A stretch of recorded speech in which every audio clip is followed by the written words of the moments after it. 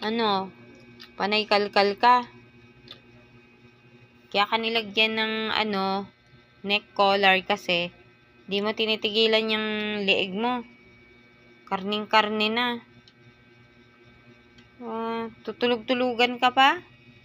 Ha? Maganda pa yung ginagawa mo? Yeah. Ayaw.